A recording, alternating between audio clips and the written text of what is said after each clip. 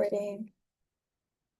So just to start, we're gonna start off with a little icebreaker. So if you want to unmute, if you want to drop in the chat, you can tell us your name, your street medicine team, and something interesting in the news that you recently came across.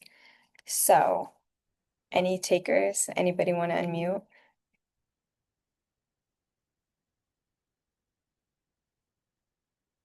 or drop it in the chat? I Hi, can go everybody. first. Oh, go ahead. It's all you. Now everyone's gonna wait. You go. I feel like you're more excited than me. Uh, I'm I'm just a fly in the wall today. I'm Charles. I'm the clinical director for Street Med Institute. I'm actually here just kind of stopping in to see, I'm interested to see how this op-ed 101 goes. So don't mind me. I There's probably many interesting things in the news, but I'm kind of blanking on it right now, so I'm gonna skip. I think you guys will have better answers. But thanks for doing this, everybody. No, no worries. Thank you for stopping in, and we are excited to see what you think of our Oped 101. All right, I can go too. My name is Colin. I'm with like the Temple Street Outreach in Philly. Something I was like reading about recently is one of Philly's like initiatives like this year, I guess. Like starting in like November of last year, but like their big initiative to kind of addressing like homelessness and like people who are like sleeping rough is trying to expand the number of shelter beds and open up an additional 1,000 um, by the end of next year. Wow, that's amazing. Thank you for sharing. I'm really glad that, you're having these initiatives, and that's really important. Um, any other takers?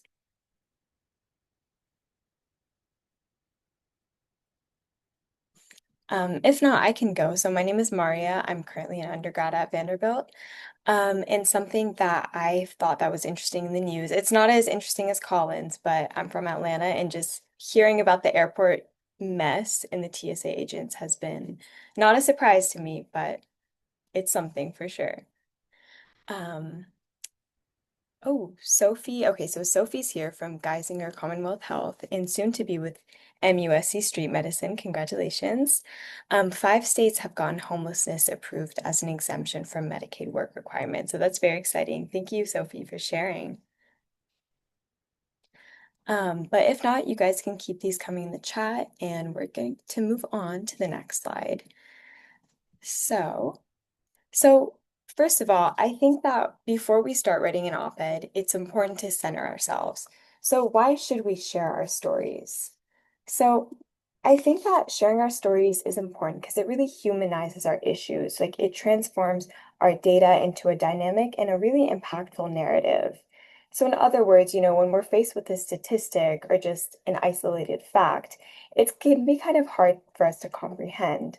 But with this human context, with when we're faced with like lived experiences that really speak to our humanity, it can really touch us and make others really listen to us. And I think that what it also does is it holds our decision makers directly accountable. So by meeting with our decision makers where they are, by presenting them with our stories and our lived experiences, it ensures that our decision makers are aware and in touch with us and our communities. And I think lastly, it's might be a given, but it really uplifts and amplifies marginalized voices and also just topics that aren't really given much visibility. Um, so with that being said, how do we write an op-ed? So the first thing that we're going to talk about is centering ourselves on finding and selecting a theme. So when we select this, we want to make sure that we know what we're trying to communicate and that we're very well positioned and knowledgeable about our topic. So this kind of entails maybe knowing our place a little bit in the context of street medicine. Maybe we have a lot of experience with mental health disorders, but not as much with infectious disease. We might want to consider that maybe we aren't the best person to write about infectious disease and that we want to focus more on mental health disorders. The key here, I would say, is go where your experience is. Go where you have the most salient stories, where you can really make the most impact, where you're most experienced at. And so There's a wide variety of topics that we can choose from. Here are just some categories that we can think of when we're starting to write our op-eds. So the first category we can think of is access to care and systemic barriers. So whether that's a lack of insurance coverage, a transportation barrier, a lack of continuity of care, ID barriers, these are all important things that can be considered in this category. We can also think about health conditions, so chronic disease, mental health, substance use, infectious disease, environmental challenges, and lastly, solutions and intervention. So whether this looks like mobile care, integrated care, policy initiatives, or harm reduction strategies, these are important themes that we can kind of use as a starting point when we're thinking back to our stories, when we're thinking back to our experiences. And a lot of these will overlap. So obviously our health conditions are going to overlap with our solutions and like transportation barriers. But we do want to choose like a clear theme that falls in line with our stories. And from there, we can really work in solutions, we can work in factors, we can expand on all the rest of the topics. So, before we get into, I guess, like the meat and bones of how to structure your op-ed, I want to introduce the story of self, us, and now.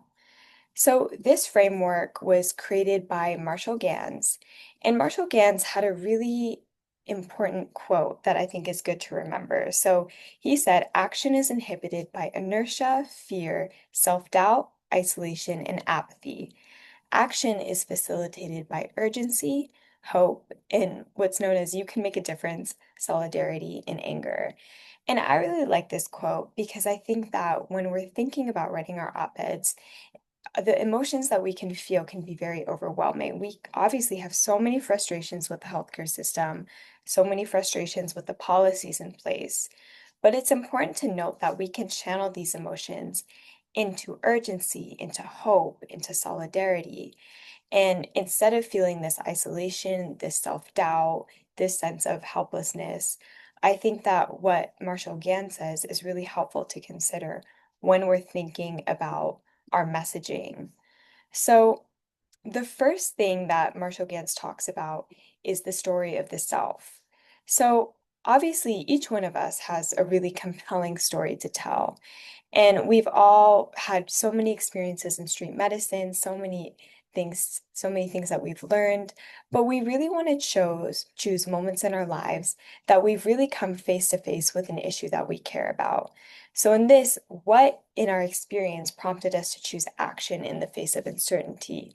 So when we're thinking about our experiences, we want to think, why did we feel we had to act?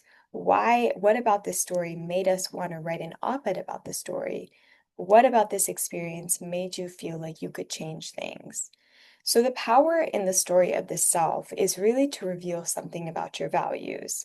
As we know, values are really what makes us human. I mean, people can have completely different political, ideological beliefs as us, but the important thing is that we all share a lot of the same values of community care, of justice, of peace. And I think that's what makes op-ed so powerful. They really focus on your values. They focus on these values that we all share. So when we're thinking about writing our op-eds, we really want to emphasize these values and how they're very inherent in our story. So I just want to ask the group, was there an experience in street medicine that stood out to you and why? And anyone can just unmute if you can unmute, you feel free to write it in the chat.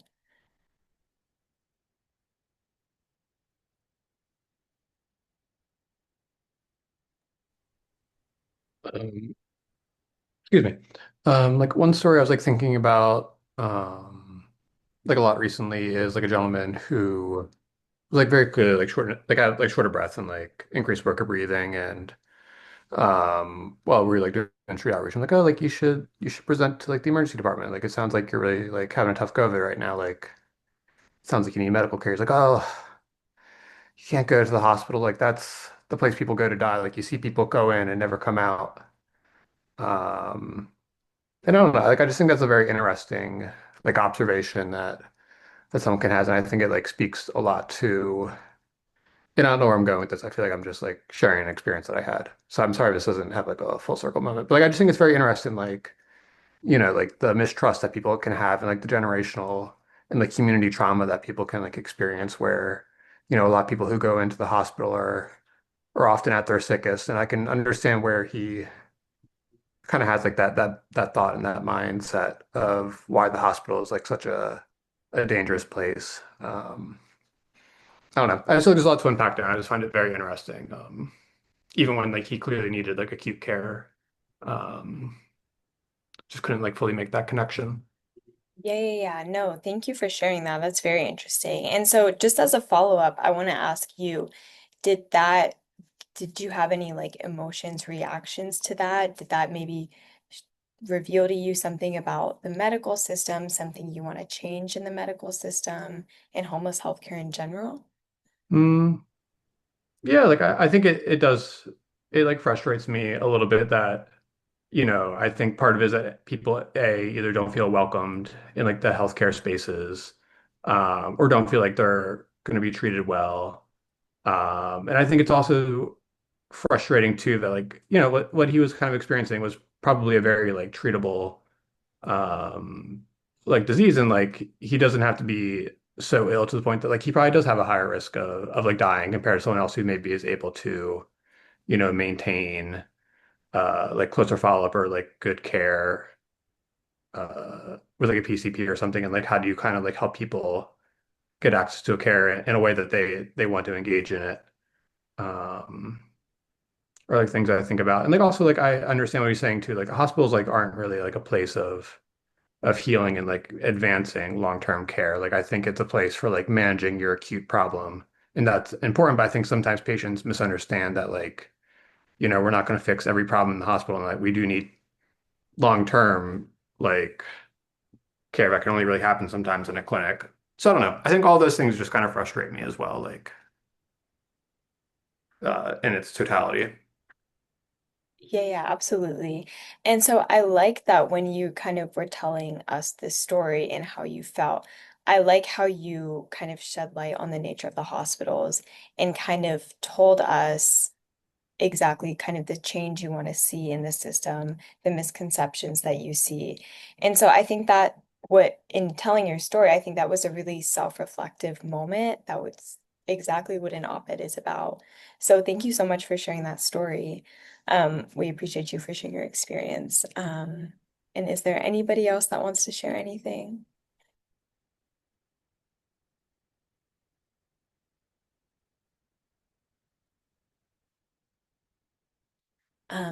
If not, no worries. Thank you for calling, for participating. But we can head on.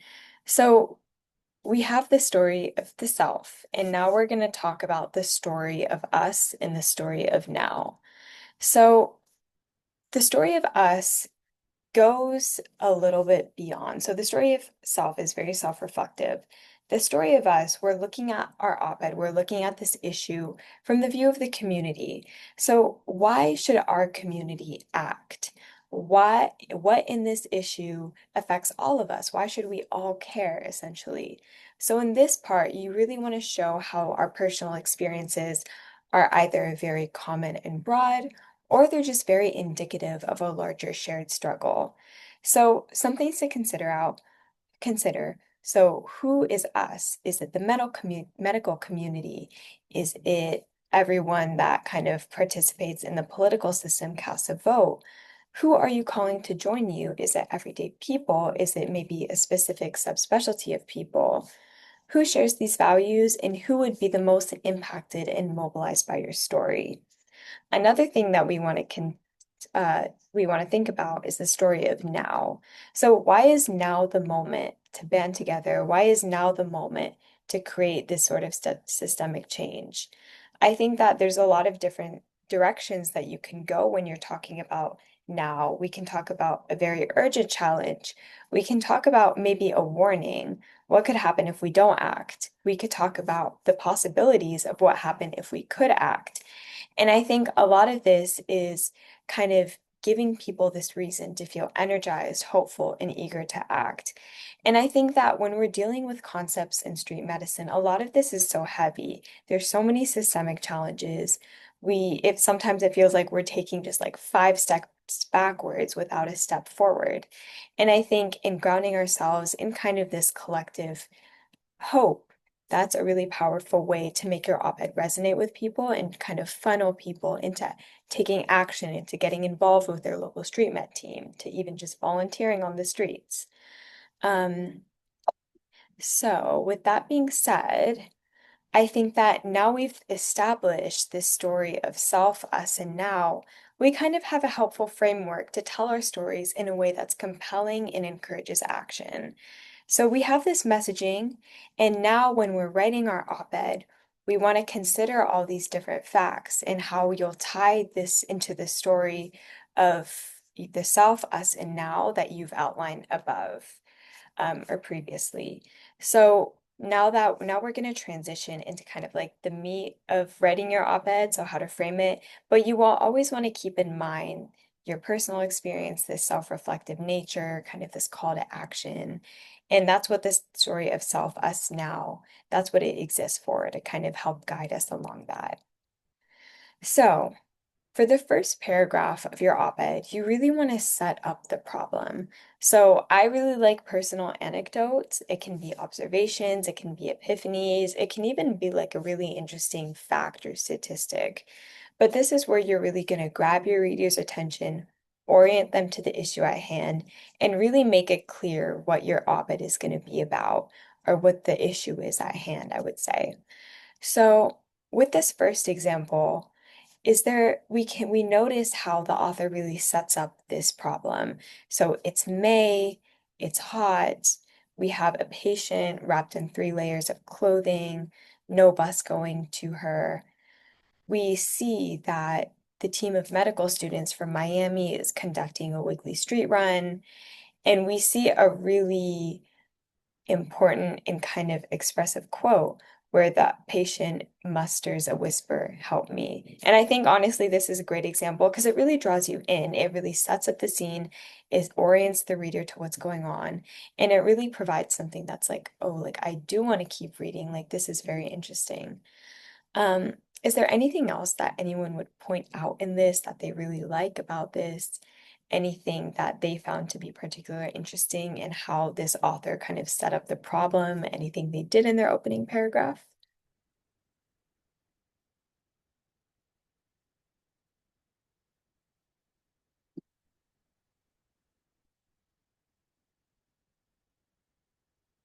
Um, if not, that's completely okay too.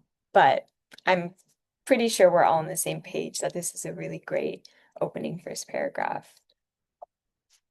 So, for our body paragraphs, these are useful places to kind of give context, to expand upon your ideas, and reflect on what can or what needs to change in order to produce the end goal.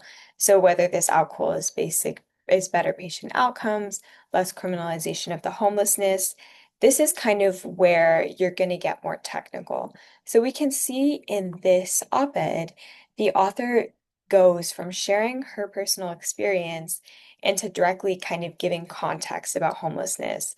And I think it's important to have context in whatever issue you're talking about. So I really like how we have this balance between a more historical research context and maybe more of a personal experience context.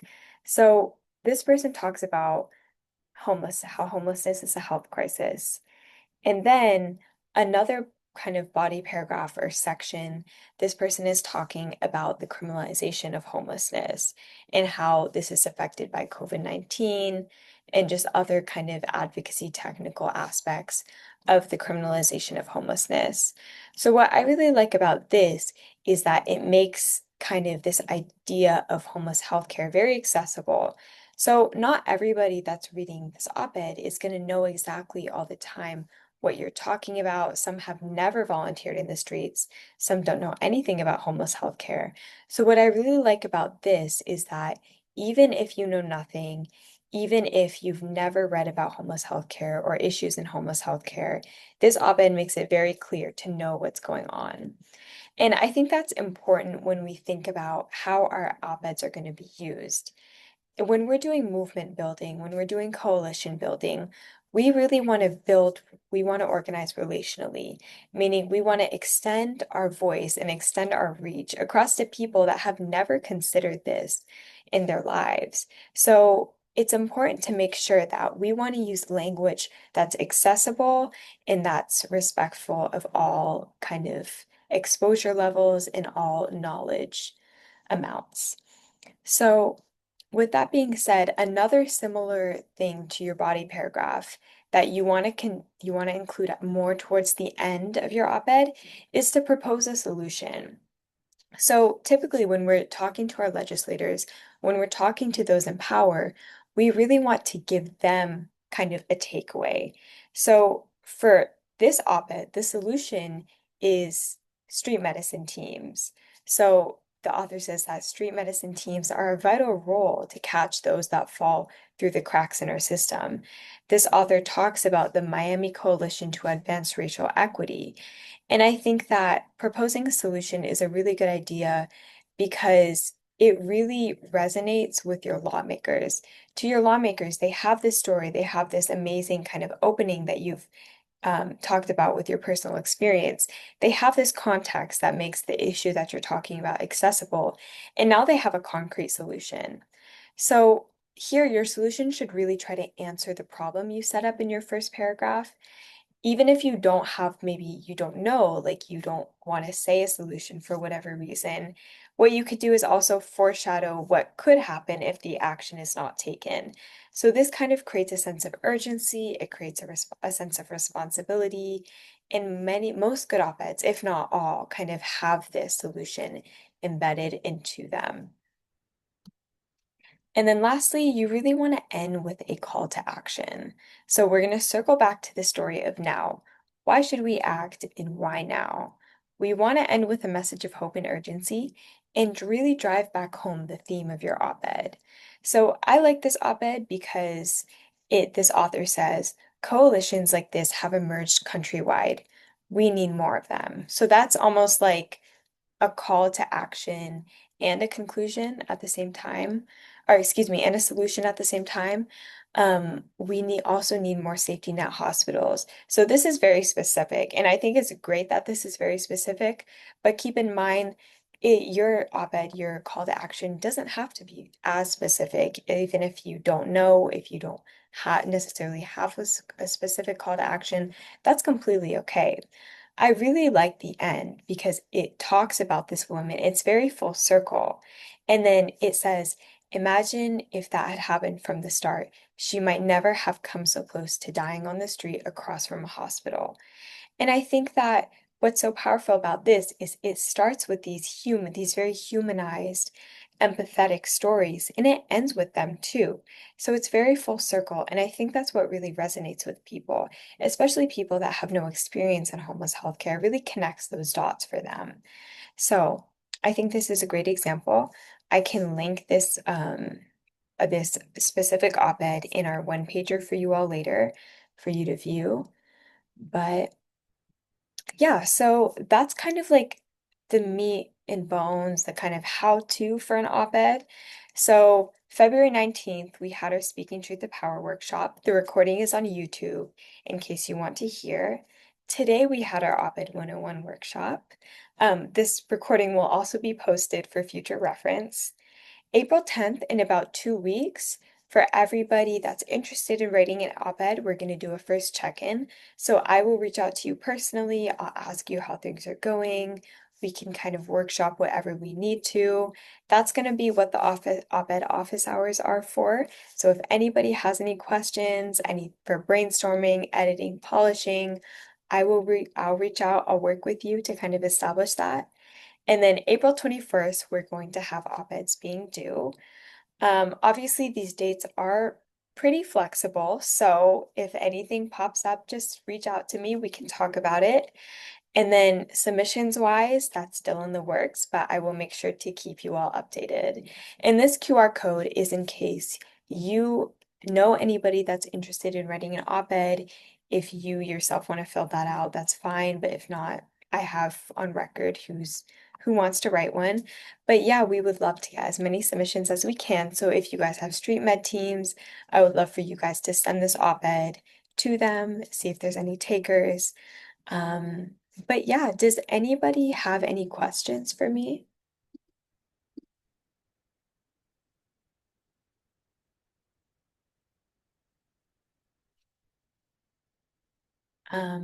If not, then that will be I all. actually have one quick question. That's awesome. Thank you so much. This was super helpful. I'm wondering, I'm actually part of another student group, not specifically street medicine focused. It's actually the student group associated with it's an advocacy working group of the Association of Medicine and Psychiatry student committee. So we're like students that are wanting to go into combined med psych or family med psych training. We are also working on Opeds. It's me and three other students, all on topics related to like social justice, marginalized populations, but we are specifically trying to highlight how that like combined trained physicians can use their unique skill set to address these health disparities among marginalized populations. I am wondering if they like we're all like being accountability buddies on each other's op-eds, kind of similarly to this effort. I'm wondering if they would be able to join, even though their op-eds aren't specifically focused on homelessness related issues. Yes, absolutely. We would love for them to submit, even just to read it. I think that would be very great. So I can drop any of the links in the chat. I'll drop the one pager again. And yeah, we would love for to kind of spread our op-ed project to you guys and just bounce ideas off. That would be great. Amazing. That's wonderful to hear. My last question is just, will the this was your slides were wonderful. I'm wondering if they will also be distributed afterwards. Yes, yes. So I'll email everybody all the links that we have. I have created an op-ed like template, kind of a workbook, a working guide. And so all of these links will be emailed to everybody on the call today. Fantastic. Thank you so much. Of course. Any other questions? Anything?